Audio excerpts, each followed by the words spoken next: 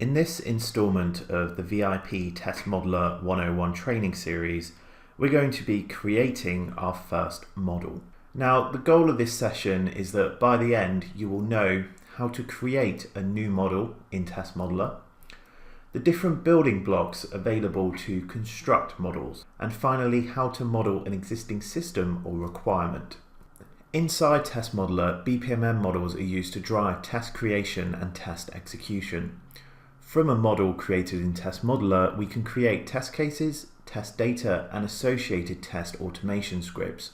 Test Modeler uses the BPMN modeling language. You'll see on the left-hand side here the BPMN actions we have available inside Test Modeler. We have start blocks, end blocks, waypoints which are used between start and end points in a path, a task or activity, subprocess which allow us to embed and reuse models, conditions to fork paths for a system's logic, for example a decision, pools and swim lanes to visually divide a logical model, and also we can add notes or annotations onto the model.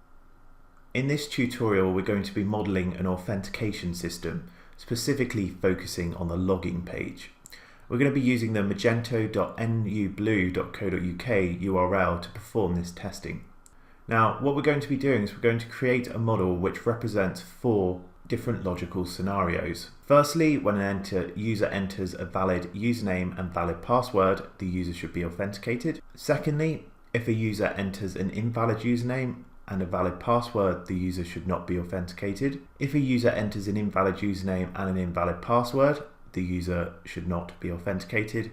And finally, if the user enters a valid username and an invalid password, then the user should also not be authenticated. So that's some of the logic sitting behind this login page. Let's jump into Test Modeler and start modeling this login screen. We're just inside the Magento web store here, and we're just going to head over to the sign-in page, which is going to bring up the login page we want to test. Now what we'll see here is that there's 2 different fields. We have an email field, we have a password field, and we have a sign-in button. And dependent on the data we enter into these 2 fields, we either end up authenticated or unauthenticated. And down here we can see the valid email and password combinations which will log us into the account. Now we're just going to head over to Test Modeler, and you'll see that I'm inside the Training 101 project here, so I've selected that context. I'm going to go into the models view, and we'll see at the moment our model view is empty. We don't have any models that exist. So the first thing I'm going to do here is create a new folder, and I'm going to call this folder Magento. Click OK, and we'll see we now have a folder inside our directory view here. I'm going to open that up, and we'll see that this folder has just been created, so obviously it's empty. And what I'm going to do inside here is create a new model. So I'm going to call this model login and click OK. And we'll see here now we have a model which has been added into our folder. So let's go in and open up this model. So what we have here is a blank canvas that we can start creating models. Now to create models is very simple. All we have to do is click on a process here and drag and drop it onto the canvas, and then it becomes available.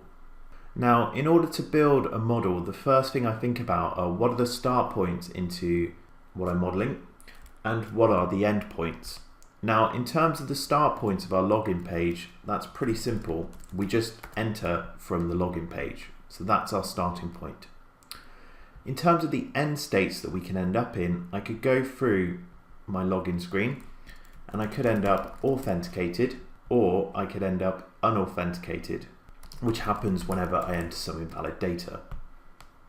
So these are our start and end points. Everything we add in between here is going to be the logic which defines how I end up in these 2 endpoints. Now the first thing we're going to model here is the happy path where we end up authenticated. Now to do that we have a decision. We either enter a valid user or we don't. So we'll add a condition here. Now if we're going down the route of a valid user, that's pretty simple. Firstly we enter a valid username. So we'll drag that on. And then we enter a valid password. And if we do these 2 things in combination, we will end up authenticated. So now we'll connect these up. If I click on the block, and drag, you'll see a connector has come out here. All I have to do is select the block I want to connect to and release the mouse, and that connection has been made. When we're connecting from decisions, a label is added that we can edit, as so. And I'm just going to add 2 more connections here to link up the valid username and password, and then we end up in the authenticated state. So that is our happy path through the login screen. Now we need to think about the negative scenarios. So to do that, there's a couple of routes. We're going to add another decision here. And for this decision, to start with, we're going to either enter a valid or an invalid username. So firstly, we'll add a block here for a valid username. And then down here, we'll add a block for an invalid username. And we'll connect these up.